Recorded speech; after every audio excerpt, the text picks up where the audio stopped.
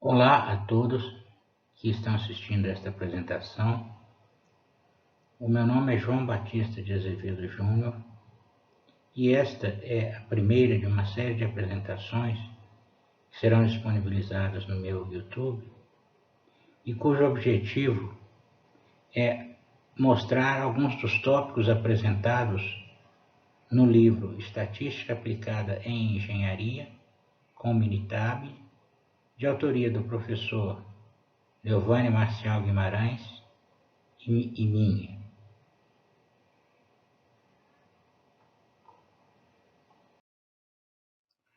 O livro é composto de 2 volumes. No primeiro volume, nós abordamos a estatística descritiva, a teoria da probabilidade, estimação, teste de hipóteses, análise da variância e regressão linear. E no segundo volume, nós abordamos o controle estatístico do processo e o projeto de experimentos. Os 2 volumes estão disponíveis na Amazon Brasil, cujo site é www.amazon.com.br. Você pode acessar esse site e fazer uma busca pelo título Estatística Aplicada em Engenharia com Minitab para encontrar mais detalhes sobre o livro.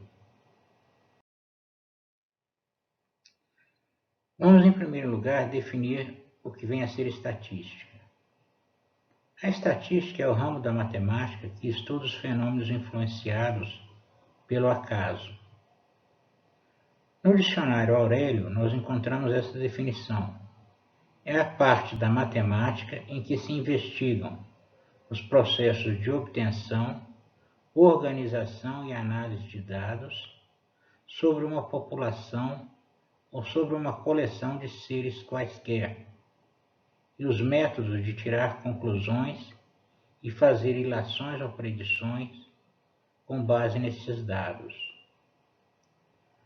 Ora, quando nós estudamos fenômenos influenciados pelo acaso, é de se notar que a variabilidade e, portanto, a incerteza estão presentes em quase todos os ramos da ciência. Isto faz com que a estatística tenha aplicação quase universal. Ela se aplica nas mais diversas áreas do conhecimento. Tradicionalmente, o estudo da estatística é dividido em 3 áreas. A estatística descritiva, que tem como objetivo organizar, resumir, analisar e interpretar os dados disponíveis. Quando nós estudamos a estatística descritiva, abordamos tópicos tais como população e amostra, os tipos de dados que a estatística utiliza, a amostragem, o que é a amostragem, as técnicas de amostragem, como obter uma amostra representativa de uma população. Estudamos a descrição de um conjunto de dados, focando em medidas de tendência central e medidas de dispersão, e nas diversas maneiras de fazer a representação gráfica de um conjunto de dados.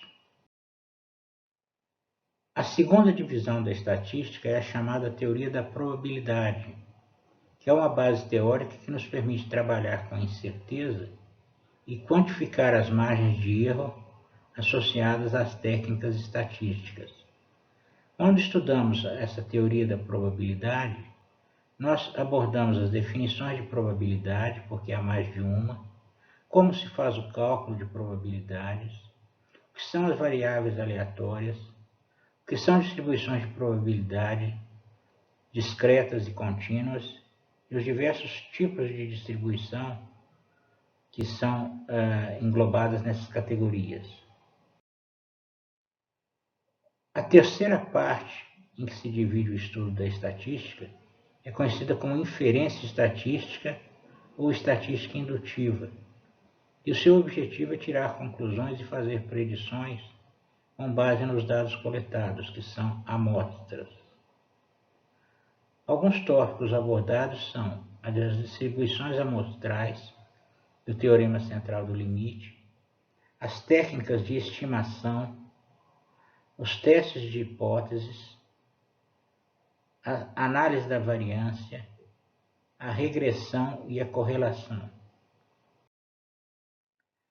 A estatística é uma ciência que tem aplicação universal praticamente. Por exemplo, a demografia, que é o estudo das características de uma população, tais como a quantidade de pessoas, a distribuição geográfica, a distribuição por sexo, por faixa etária, a expectativa de vida, a mortalidade infantil, as taxas de natalidade e mortalidade, as projeções de crescimento, o índice de urbanização, a escolaridade, etc. A demografia é fortemente baseada na coleta e análise de dados, ou seja, na estatística. Assim como a economia, com seus índices de preço e de inflação, o produto interno bruto, as previsões de arrecadação, o desempenho setorial, a utilização da capacidade instalada, as previsões orçamentárias, tudo isso é baseado também na coleta e análise de dados. Ou seja, a estatística é, portanto, essencial para o planejamento. Nos países modernos, as estatísticas demográficas e econômicas são extremamente necessárias para que o governo possa planejar as suas ações e políticas de Estado. E a iniciativa privada também utiliza tais informações para planejamento. Tanto é assim que muitos países mantêm instituições que estão dedicadas a coletar os dados e fornecer as informações pertinentes. E no Brasil nós temos o Instituto Brasileiro de Geografia e Estatística. Se nós observarmos a homepage,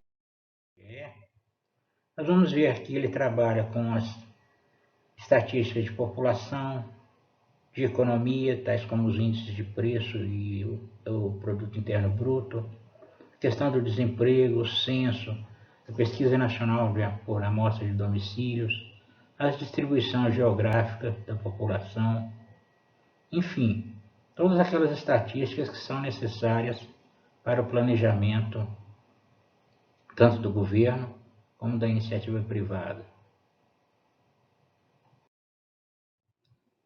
A estatística, como dissemos, tem aplicação quase universal. Na indústria, nós podemos citar a avaliação e o controle da qualidade, que são fortemente baseados na estatística, o controle estatístico de processo, que utiliza, por exemplo, cartas de controle, que faz a análise de capacidade de processos, também se baseia na estatística. A inspeção de recebimento e os planos de amostragem, a análise de sistemas de medição, o planejamento de garantia, tanto em termos de custo como em termos de estoque de peças, a manutenção de equipamentos, tudo isso é baseado na estatística, que tem a sua aplicação nas mais diversas ciências. Por exemplo, na psicologia nós temos os testes psicométricos, cuja análise estatística muitas vezes é fonte de tremendas controvérsias. Nós temos a avaliação do desempenho na psicologia industrial, que também é baseada na estatística. E uma aplicação da estatística, que vale não só para a psicologia, mas como para quase todas as outras disciplinas, é a utilização da estatística na validação de estudos. E nós veremos um exemplo dessa aplicação, que tornará claro a necessidade da estatística. E eu vou falar num estudo que revelou um chamado efeito Flórida. Por que efeito Flórida? Porque a Flórida é um estado americano cujo clima é relativamente ameno e que atrai grande número de pessoas aposentadas que se mudam para lá justamente fugindo do frio que faz em outras partes do país. Em 1996, um artigo que está mencionado na parte de baixo do chart, publicado no Journal of Personality and Social Psychology, escreveu um experimento que se tornou famoso. Esse experimento foi concebido para demonstrar o efeito da ativação de um estereótipo de pessoas idosas no comportamento. Ele foi repetido 2 vezes, que no artigo eles chamam de 2A e 2B, cada vez com 30 participantes com idade entre 18 e 22 anos. E o experimento foi mais ou menos assim. Os participantes foram informados que se tratava de um teste de proficiência linguística, instruídos a formar sentenças a partir de grupos de fichas misturadas contendo palavras. Por exemplo, House, A, Lives, Peter, White, and formaria a frase Peter lives in a white house. Um grupo, que eu chamei de grupo A, de participantes, recebeu fichas que não continham palavras relacionadas à velhice. Outro grupo de participantes, que eu chamei de grupo B, recebeu fichas contendo palavras relacionadas à velhice, tais como aposentado, rugas, esquecido, netos, senilidade, etc. Os participantes foram testados um a um. Quando cada indivíduo terminava o teste e saía do laboratório, um observador cronometrava o tempo que ele levava para percorrer uma distância até o elevador. Verificou-se que os participantes do grupo B, aqueles que foram expostos às palavras ligadas à velhice, percorreram o trajeto caminhando de modo significativamente mais lento do que os participantes do grupo A. Ora, andar lentamente é característico das pessoas mais idosas. Portanto, tudo indica que a simples leitura de um texto provocou reações físicas sem que as pessoas tivessem sequer consciência do que ocorria. Ora, como demonstrar que a diferença entre os dois grupos nesse ritmo de caminhar, nessa velocidade de percorrer aquele trajeto, é verdadeira e não um simples fruto do acaso? Como demonstrar isso? A estatística fornece as ferramentas para fazer essa demonstração. E no artigo, o resultado é apresentado como mostrado no slide seguinte. Esse tipo de comprovação estatística é quase sempre necessária em estudos nas mais variadas áreas. Sem a estatística, tais estudos seriam apenas causos, como a gente diz em Minas Gerais. Interessantes talvez, mas não trabalhos científicos. E o que o estudo mostra? Qual a evidência estatística que ele fornece? Chamando de M o tempo médio para percorrer a distância entre o laboratório e o elevador, o estudo verificou na primeira replicação que o tempo médio para o grupo A era de 7,3 segundos, e o tempo médio para o grupo B, aquele que foi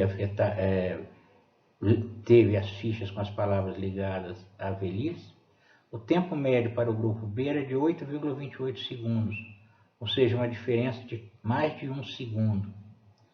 Isso aí, fazendo um teste estatístico chamado teste T, resulta num valor de T para um nível o número de graus de liberdade igual a 28, de 2,86, o que implica num valor P de menor que 0,01.